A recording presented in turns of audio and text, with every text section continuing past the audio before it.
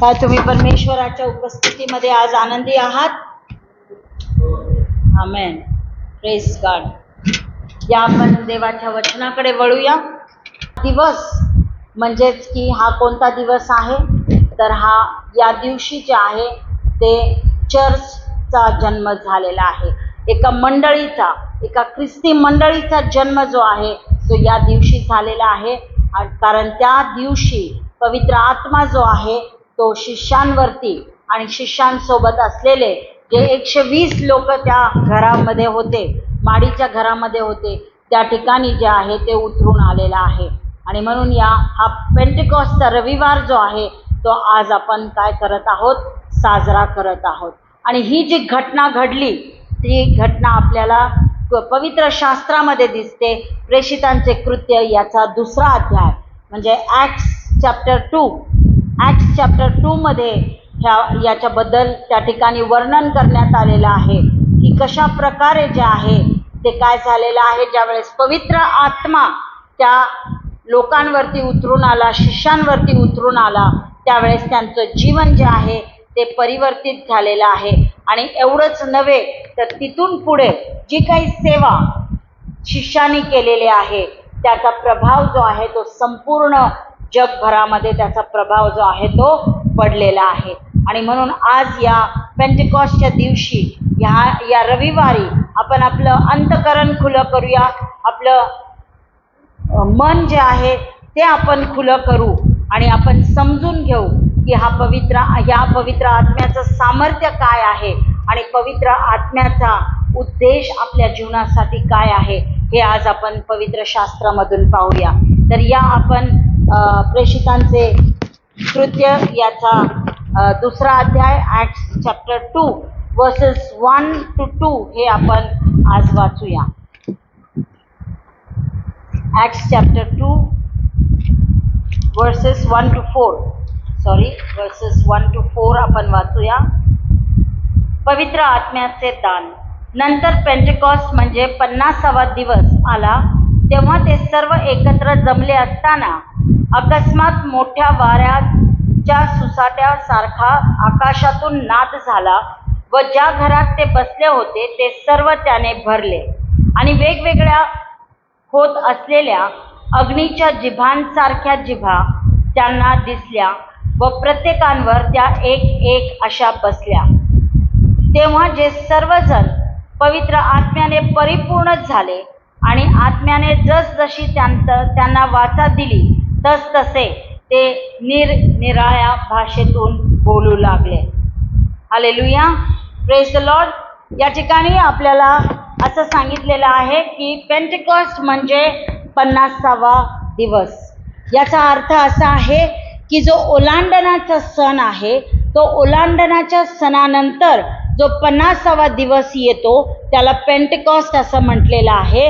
आणि याच पेंटेकॉस्ट डेला किंवा या दिवसाला सप्ताहांचा सण म्हणजे फीस्ट ऑफ वीक्स असं सुद्धा म्हटलेलं आहे. त्याचबरोबर त्याला कापणीचा सण फीस्ट ऑफ हार्वेस्ट असं देखील त्याला म्हटलेलं आहे. हे फीस्ट ऑफ वीक्स किंवा सप्ताहाचा सण आणि कापणीचा सण फीस्ट ऑफ हार्वेस्ट याच्याबद्दल जे आहे ते पवित्र शास्त्रामध्ये अनुवादाचं पुस्तक याचा 16वा अध्याय आणि 16व्या वचनामध्ये ते लिहिण्यात आलेले आहे. आणि 3 मुख्य जे सण आहेत त्यापैकी हा एक सण आहे जो पेंटेकॉस्टचा दिवस आहे जो आज आपण या ठिकाणी साजरा करत आहोत. आणि त्याचबरोबर पेंटेकॉस्टचा दिवस जो आहे हा जसं म्हटलं 50वा दिवस आहे. तर येशू ख्रिस्त जो आहे त्याला वधस्तंभावरती देण्यात आलं. ते केव्हा देण्यात आलं वधस्तंभावरती? ज्या वेळेस त्याला वधस्तंभावरती देण्यात आलं त्यावेळेस तो ओलांडण्याचा सण होता. ओलांडण्याच्या सणाच्या वेळेस त्याला वधस्तंभावरती देण्यात आलं. आणि येशू ख्रिस्ताच्या पुनरुत्थानानंतर 40 दिवस झाल्यानंतर येशू ख्रिस्त काय झाला? स्वर्गामध्ये तो पुन्हा गेला.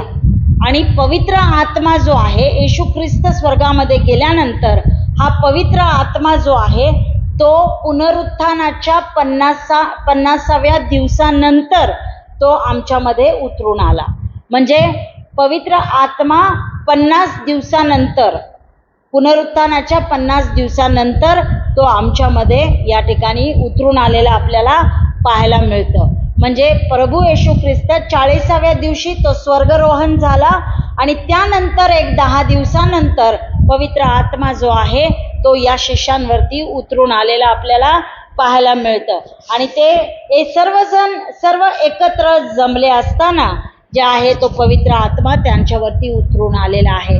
तर सर्वप्रथम आपण पाहूया की पवित्र आत्म्याचं अभिवचन जे आहे ते खुद्द आपल्याला प्रभू परमेश्वराने ते आपल्याला दिलं होतं की पवित्र आत्मा जो आहे तो आपल्यावरती उतरून येणार आहे. येशू ख्रिस्ताने ते अभिवचन दिलं होतं की पवित्र आत्मा जो आहे तो शिष्यांवरती तो उतरून येणार आहे.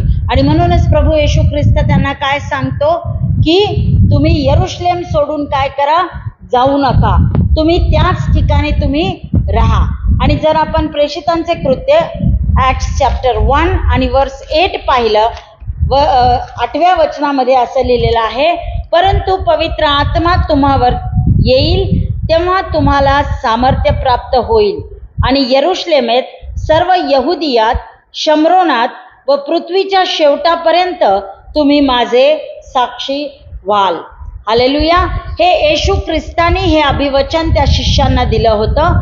तो स्वर्गामध्ये जाण्या अगोदर येशू ख्रिस्त म्हटलेला होता की जो पवित्र आत्मा आहे तो तुमच्यावरती उतरून येईल. प्रियानो, हा जो पवित्र आत्मा आहे तो फक्त त्या शिष्यांवरती किंवा प्रेषितांवरती तो उतरून आला नाही, तर तो पवित्र आत्मा जो आहे त्या दिवशी तो आम्हा सर्वांवरती, म्हणजे जे कोणी विश्वासणारे आहेत त्या सर्वांवरती तो पवित्र आत्मा जो आहे तो उतरून आलेला आहे.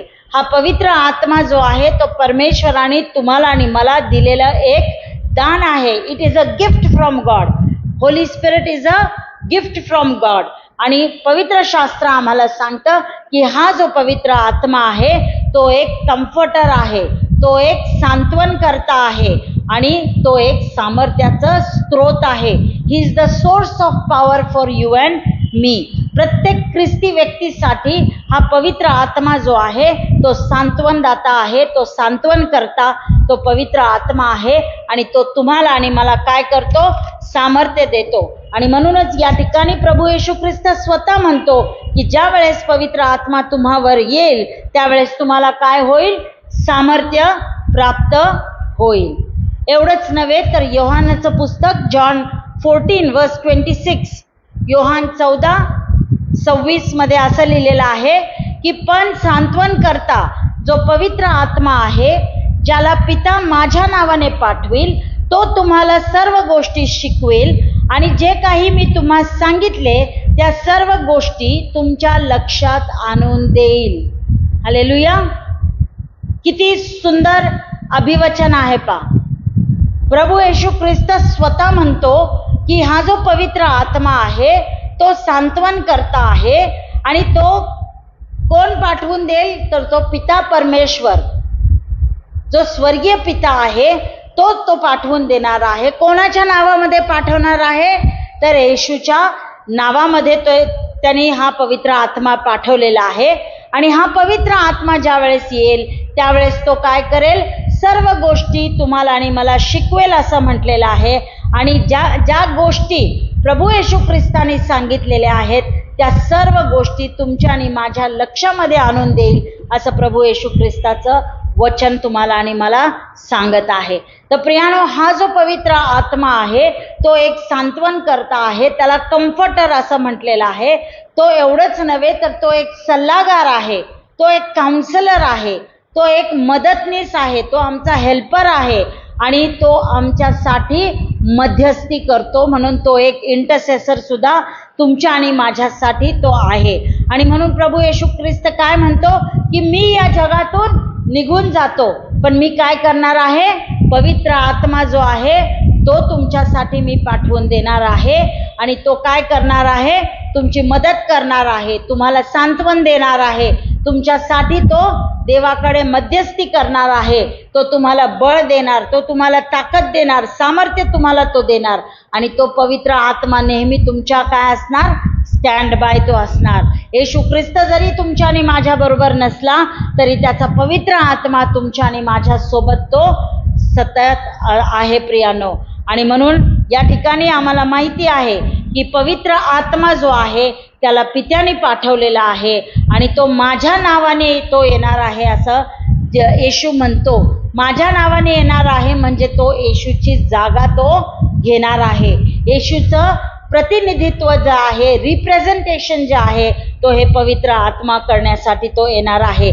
आणि जे कार्य प्रभू येशू ख्रिस्त करत होता तेच कार्य आता काय पवित्र आत्मा जे आहे ते येशूच्या वतीने पवित्र आत्मा ते कार्य तुमच्या आणि माझ्यासाठी ते करत आहे. तो तुम्हाला सर्व गोष्टी शिकवेल असं प्रभू येशू ख्रिस्ताने म्हटलेलं आहे. तर प्रियानो, ज्या वेळेस आम्हाला पवित्र शास्त्र वाचत असताना आम्हाला जर का कोणत्या गोष्टी समजल्या नाहीत, का हे येशूने असं म्हटलं, का हे परमेश्वराने असं म्हटलं, का असं त्या लोकांबरोबर देवानी केलं, का ही शिक्षा दिली, किंवा काय अभिवचन देव आम्हाला सांगू इच्छितो, हे ज्या वेळेस आम्हाला बायबल वाचून समजत नाही प्रियानो, त्यावेळेस आम्ही त्या पवित्र आत्म्यावरती अवलंबून राहायचं आहे. का तर देवाचं वचन आम्हाला या ठिकाणी सांगतं की पवित्र आत्माच तुम्हाला आणि मला काय करणार आहे, सर्व गोष्टी तो तुम्हाला आणि मला शिकवणार आहे. हालेलुया. जे आम्हाला समजत नाही ते आम्हाला तो समजावून सांगणार आहे. ज्या गोष्टी आम्हाला माहीत नाही त्या गोष्टी तो आम्हाला तो शिकवणार आहे. आणि एवढंच नव्हे तर त्या तारणेच्या योजनामध्ये सुद्धा जे आहे ते एक मदत करण्याकरिता या पवित्र आत्म्याला पाठवलेला आहे. कारण ज्या वेळेस हा पवित्र आत्मा जे आहे तो आपल्यावरती उतरून येईल त्यावेळेस काय म्हटलेलं आहे, आम्हाला फक्त शक्तीच मिळणार नाही तर येशूने काय म्हटलेलं आहे, तुम्ही जगभर काय व्हाल, तुम्ही माझे साक्षी व्हाल. म्हणजेच की ज्या वेळेस आम्ही जगामध्ये जाऊन आम्ही प्रभू येशू ख्रिस्ताची जी साक्ष आहे ती ज्या वेळेस आम्ही लोकांना सांगू त्यावेळेस लोकांचं जीवन हे परिवर्तित होणार आहे आणि लोक जे आहेत ते प्रभू येशू ख्रिस्ताचा स्वीकार करणार आणि प्रभू येशू ख्रिस्ताला आपला तारणारा म्हणून ते आपल्या जीवनामध्ये स्वीकारून त्यांनी प्रभू येशूने जे सार्वकालिक जीवन त्यांच्यासाठी ते ठेवलेलं आहे ते काय करणार, ते सार्वकालिक जीवन ते प्राप्त करून घेणार आहेत. आणि म्हणून या तारणेच्या योजनामध्ये सुद्धा ह्या पवित्र आत्म्याची तुम्हाला आणि मला मदत आहे प्रियानो. हालेलुया. सर्व ख्रिस्ती व्यक्तींना बाप्तिस्मा झाल्याबरोबर पवित्र आत्म्याची देणगी ही मिळते. हालेलुया. आम्ही असं नाही म्हणू शकत की मी अन्य भाषा बोलत नाही म्हणून माझ्याकडे पवित्र आत्मा नाही. हे अन्य भाषा जी आहे ते पवित्र आत्म्याचं एक दान आहे.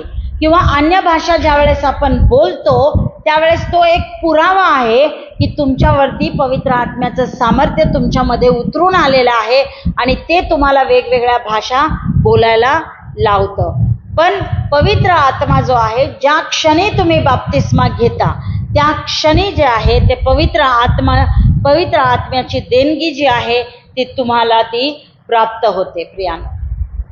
आणि म्हणून तुमच्या आणि माझ्यामध्ये जे आहे पवित्र आत्मा तुमच्या आणि माझ्यामध्ये वास करीतो. आणि जो पवित्र आत्मा त्याला म्हटलेला आहे तो आत्मा पवित्र आहे. म्हणून तुम्हाला आणि मला काय करायचं आहे, जर तो पवित्र आत्मा आमच्यामध्ये राहत आहे तर तुम्हाला आणि मला पवित्र जीवन जे आहे ते जगायचं आहे प्रियानो. हालेलुया. एवढंच नव्हे तर ही जी घटना या ठिकाणी घडलेली आहे ही घटना योहान बाप्तिस्मा करणारा जो योहान आहे त्यांनी सुद्धा ह्या गोष्टी सांगितलेल्या आहेत. तो काय म्हणतो, लूक शुभवर्तमान याचा 3रा अध्याय आणि वचन 16.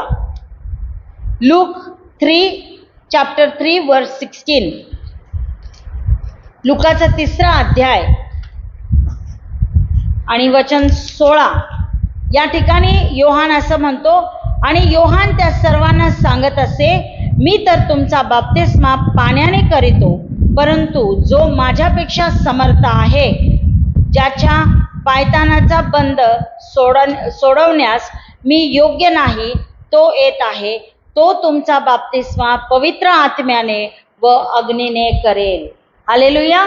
म्हणून या ठिकाणी आम्ही वाचतो की पवित्र आत्मा जो आहे ज्या वेळेस त्या शिष्यांवरती उतरून आलेला आहे त्यावेळेस त्यांचा बाप्तिस्मा जो आहे तो अग्नीने झालेला आपल्याला पाहायला मिळतो.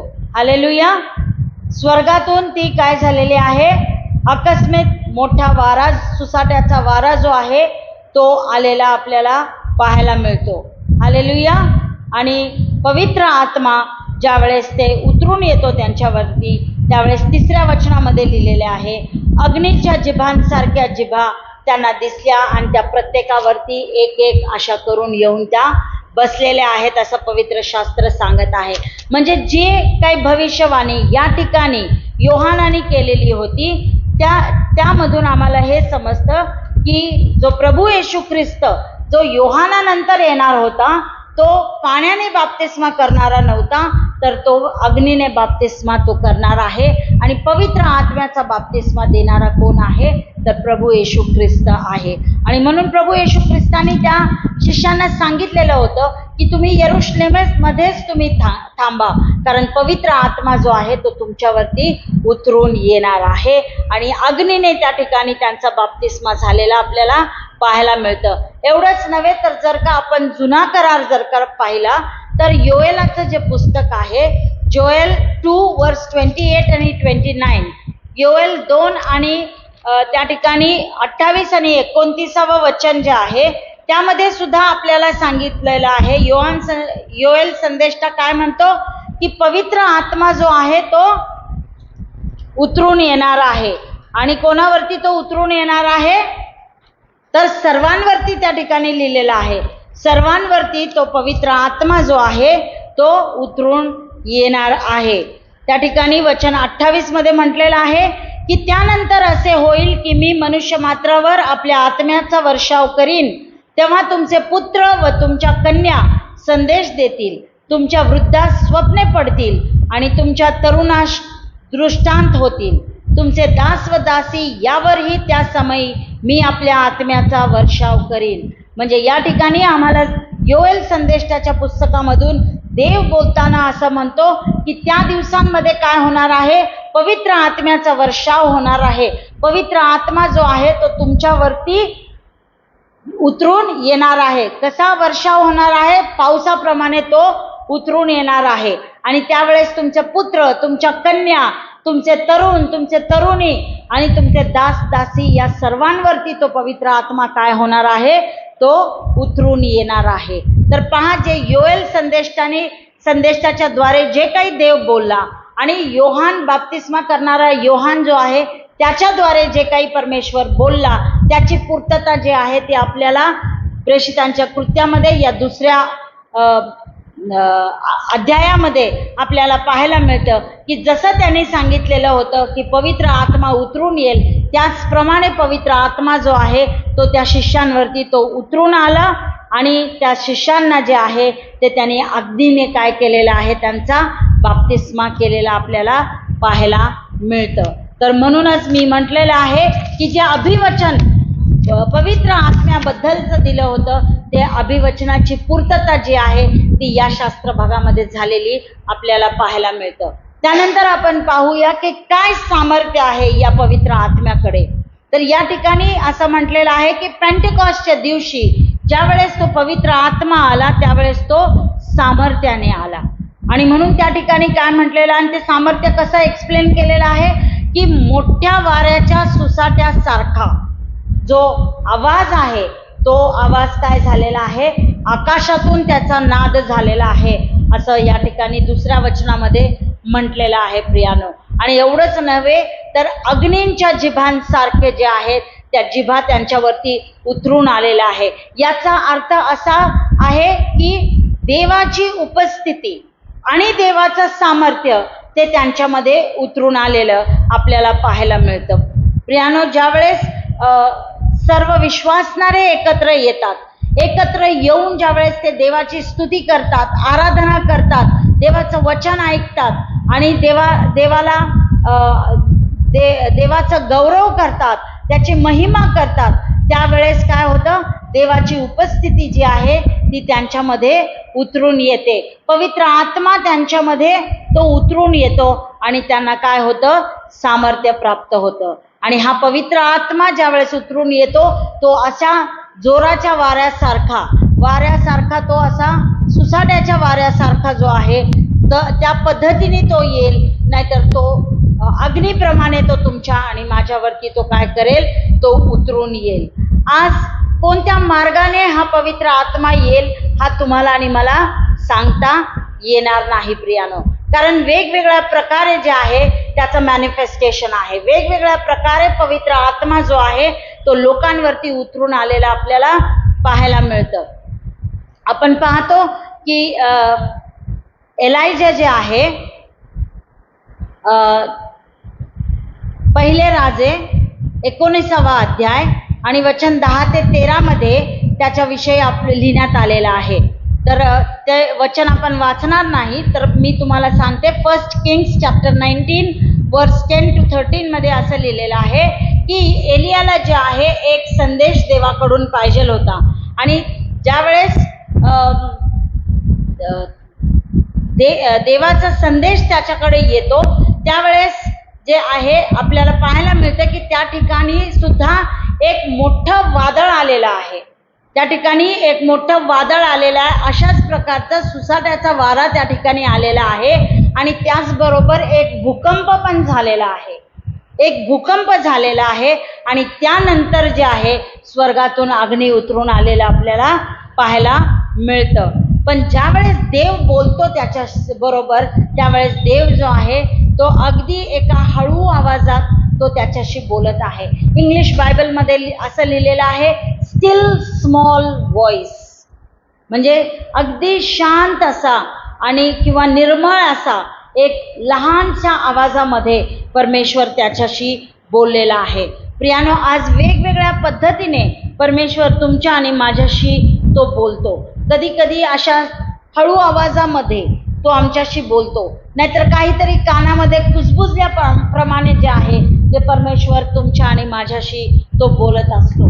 आणि ज्यावेळेस पवित्र आत्मा उतरून येतो किंवा त्याचं सामर्थ्य आमच्यावरती उतरून येतं, त्यावेळेस जे आहे त्या आम्हाला काहीतरी झाल्यासारखं जाणवतं.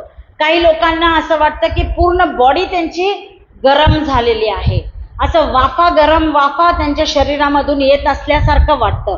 काहींना काहीतरी व्हायब्रेशन बॉडीमधून गेल्यासारखं वाटतं. याचा अर्थ काय आहे की पवित्र आत्मा त्यांच्यावरती उतरून आलेला आहे. काहींना असं वाटतं की काहीतरी इलेक्ट्रिक करंट त्यांच्या बॉडीमधून पास झाल्यासारखं त्यांना वाटतं. काही लोक जे आहेत ते पवित्र आत्म्याचं सामर्थ्य एवढं स्ट्रॉंग त्यांच्यावरती येतं की ते काय करतात, त्या पवित्र आत्म्याच्या सामर्थ्यामध्ये ते खाली पडतात. हालेलुया. काही लोक जे आहेत ते सामर्थ्य एवढं त्यांना जाणवतं की त्यांचं पूर्ण अंग जे आहे ते लटपटत असतं, पूर्ण अंग ते कापत असतं, थरथर थरथर कापत असतात ते. तर ते पवित्र आत्म्याचं सामर्थ्य ज्या वेळेस उतरून येतं तर ते वेगवेगळ्या पद्धतीने ते आपल्यामध्ये ते उतरून येतं. आणि ज्यावेळेस देव बोलतो त्यावेळेस सुद्धा वेगवेगळ्या पद्धतीने देव तुमच्या आणि माझ्यासाठी बरोबर ते बोलतो. पण प्रियानो, मला तुम्हाला हेच सांगू द्या की ज्या वेळेस पवित्र आत्मा आपल्यावरती उतरून येतं काहीतरी अद्भुत असं घडतं. आणि तेच या ठिकाणी झालेलं आहे. ज्यावेळेस पवित्र आत्मा या शिष्यांवरती उतरून आलेला आहे त्यावेळेस काहीतरी अद्भुत घडलेलं आहे. एक परिवर्तन त्यांच्या जीवनामध्ये आलेलं पाहायला मिळतं.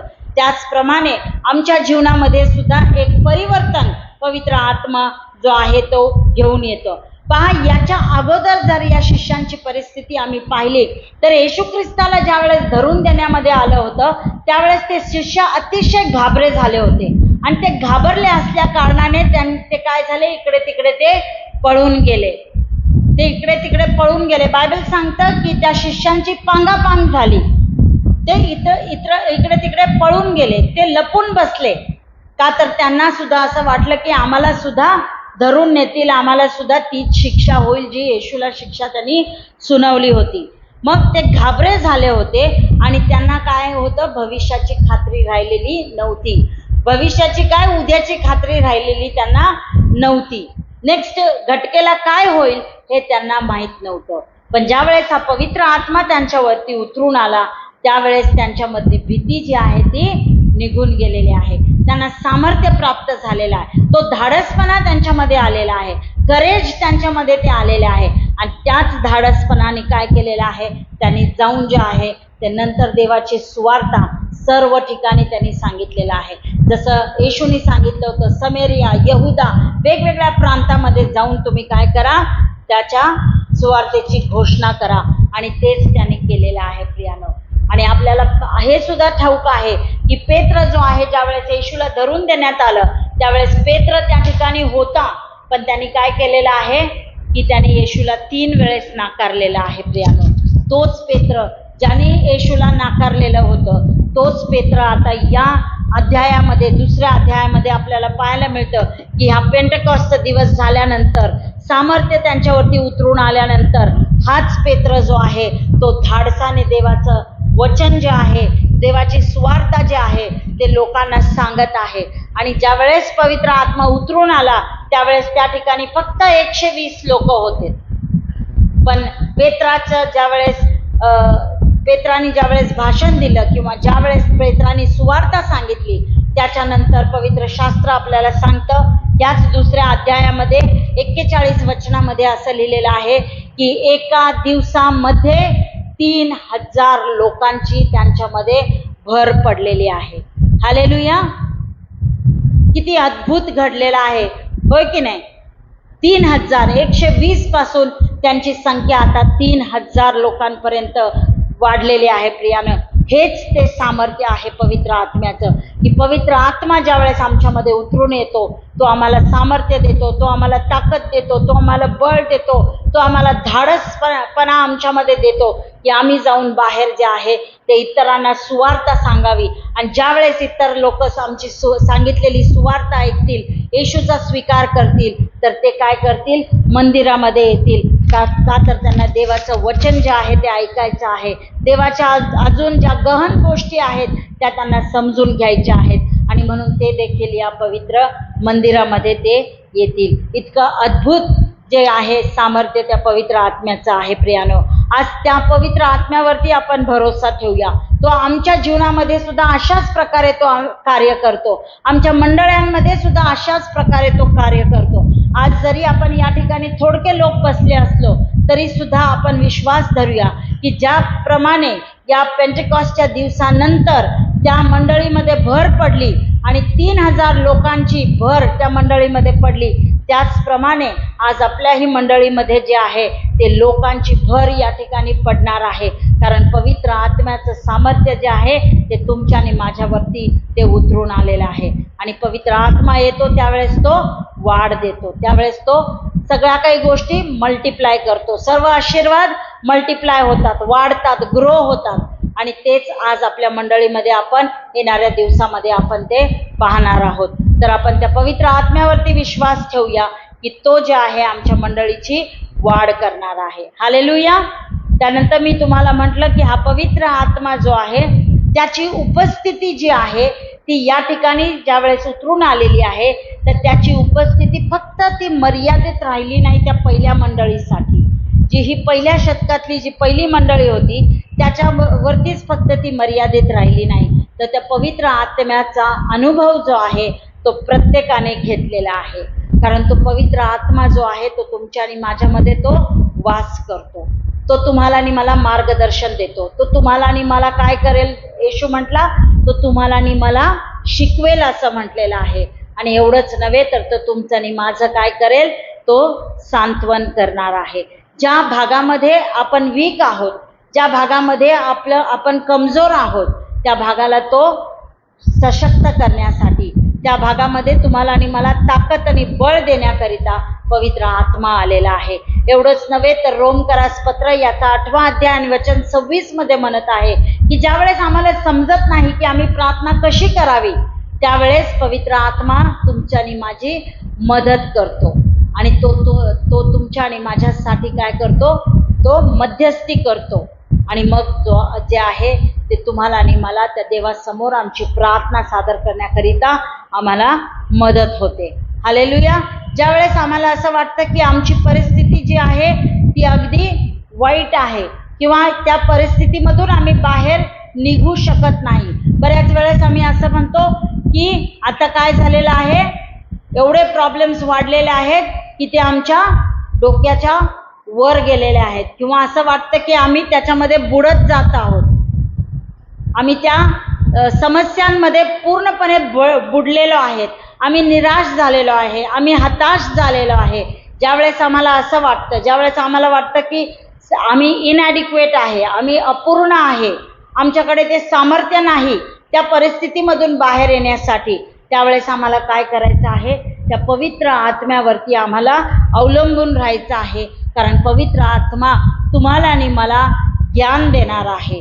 त्या परिस्थितीमधून कसं आम्हाला बाहेर पडता येईल याचं तो शिक्षण तुम्हाला आणि मला देणार आहे, याचं ज्ञान तो तुम्हाला आणि मला देणार आहे. आणि एवढंच नव्हे तर त्या परिस्थितीमध्ये टिकून राहण्यासाठी तो तुम्हाला आणि मला सामर्थ्य प्राप्त करून देणार आहे. आणि प्रत्येक परिस्थितीवरती पवित्र आत्म्याच्या सहाय्याने तुम्ही आणि मी विजय प्राप्त करणार आहे. हालेलुया.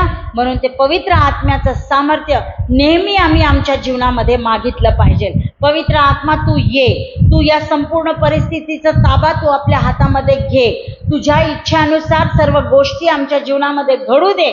म्हणून नेहमी आम्ही पवित्र आत्म्याकडे आम्ही ती मागणी आम्ही केली पाहिजे. आम्ही नेहमी दाखवलं पाहिजे की आम्ही पूर्णपणे त्याच्यावरती विश्वास ठेवून जीवन जगत आहोत.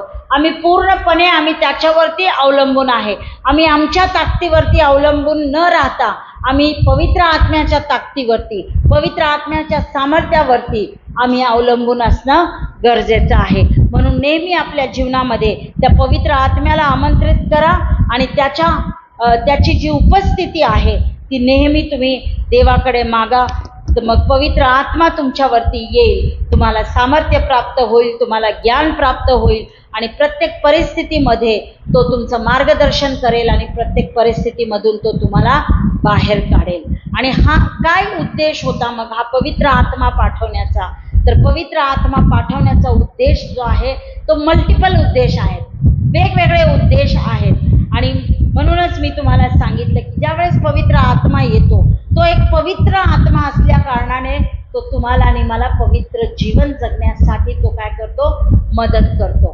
तो आमचं पवित्रकरण तो आमचं करत असतो. म्हणजे आम्हाला सतत ती जाणीव होते की जे काय आम्ही करत आहे ते कदाचित आम्ही एक पाप करत आहे, देवाच्या विरुद्धामध्ये ते करत आहे, देवाच्या आत्म्याला आम्ही खिन्न करत आहे, काही गोष्टी आम्ही करतो त्यावेळेस. तर अशा प्रकारची जाणीव जी आहे तो सतत तो तुम्हाला आणि मला देत असतो.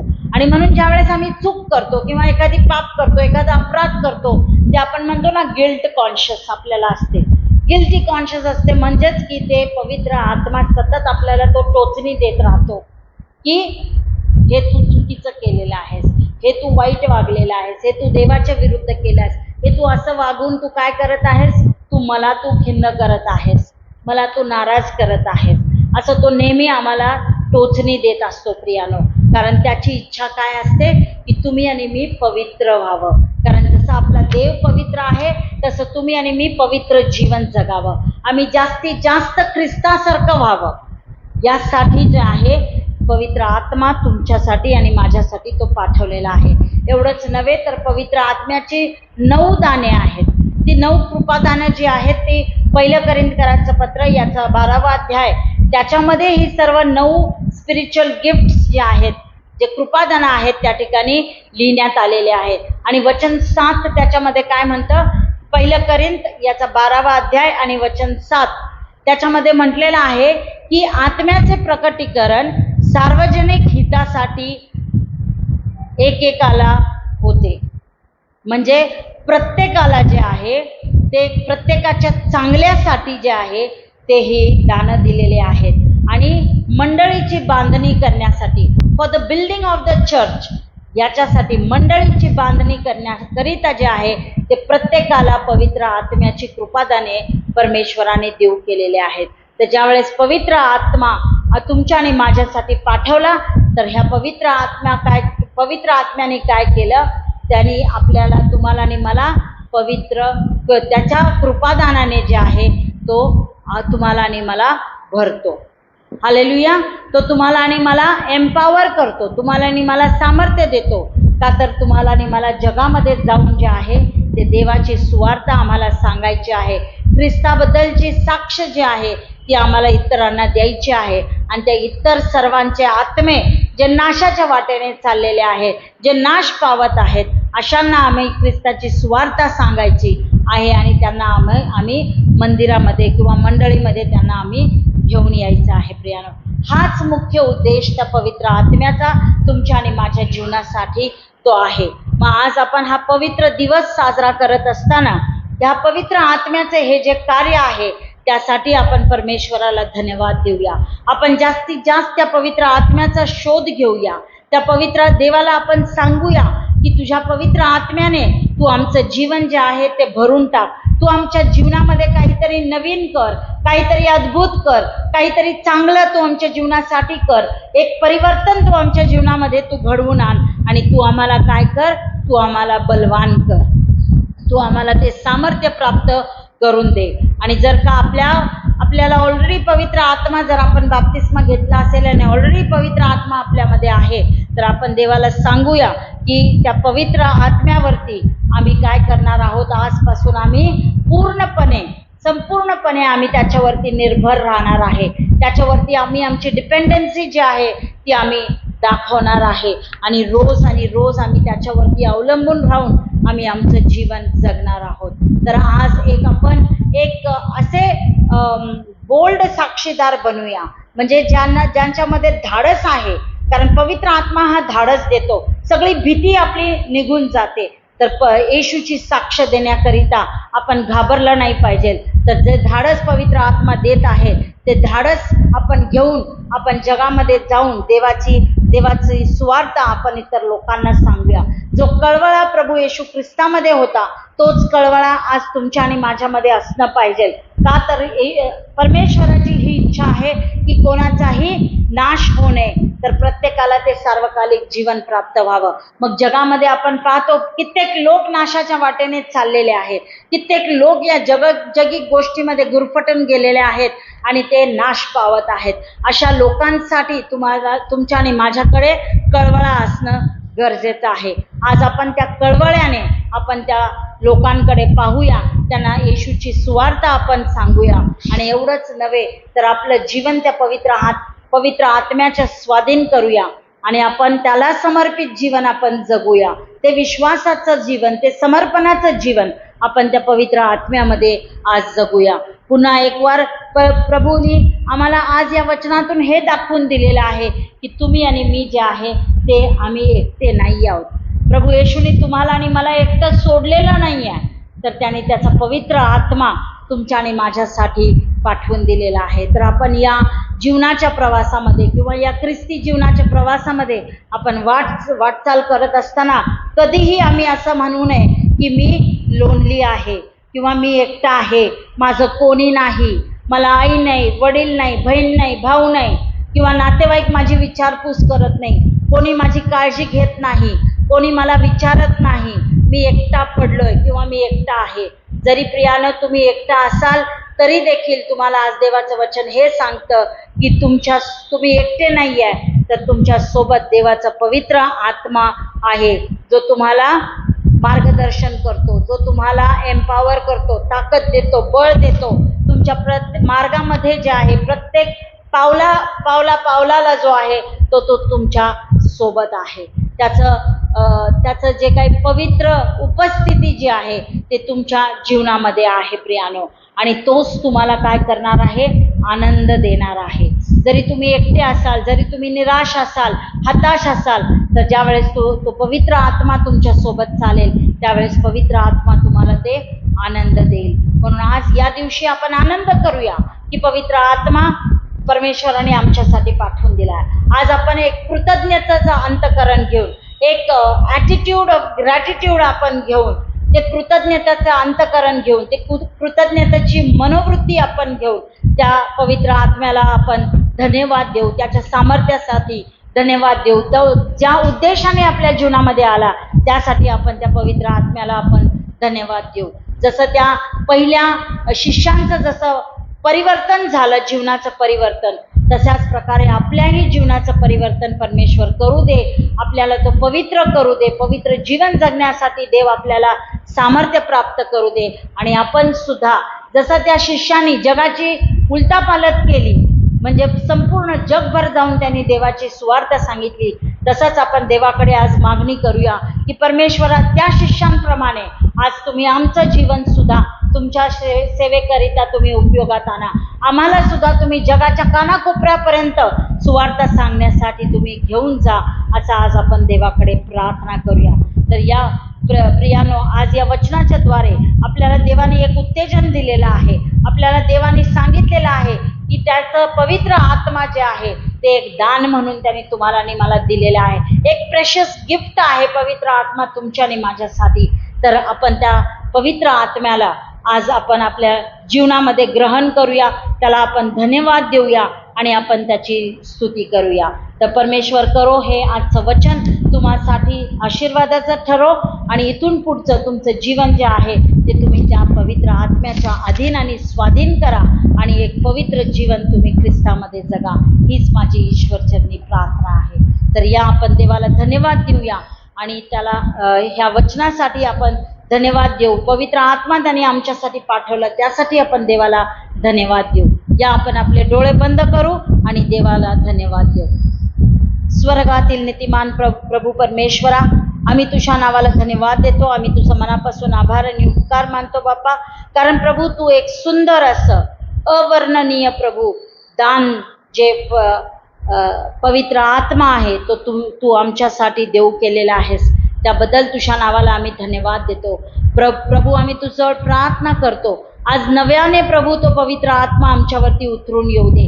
नव्याने प्रभू तू आज त्या पवित्र आत्म्याने प्रभू तू आम्हाला तू भरून टाक बाप्पा.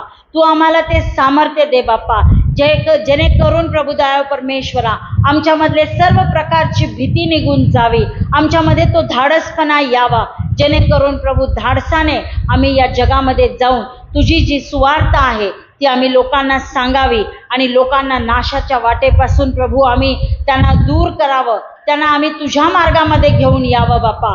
आणि प्रभू दयाळू परमेश्वरा जे सार्वकालिक जीवन प्रभू तू त्या जीवनाचं अभिवचन आम्हाला देऊ केलेलं आहेस, तेच सार्वकालिक जीवनाचं अभिवचन तू लोकांना देखील तू दे. हीच तुझ्या चरणाजवळ मी आग्रहाची आणि कळकळीची विनंती करते बाप्पा. प्रभू दयाळू परमेश्वरा तुझ्या पवित्र आत्म्याच्या द्वारे प्रभू तू आमचं मार्गदर्शन करतोस, तू आमचं सांत्वन करतोस, तू आम्हाला शिक्षण देतोस, तू आम्हाला अद्भुत गोष्टी शिकवतोस बाप्पा, तू आम्हाला ज्ञान देतोस. त्याबद्दल आम्ही तुझ्या नावाला धन्यवाद देतो. आम्ही तुझं मनापासून आभार आणि उपकार मानतो. प्रभू दयाळू परमेश्वरा आज आम्ही पूर्णपणे प्रभू आम्ही त्या पवित्र आत्म्यावरती आम्ही अवलंबून असं राहतो बाप्पा.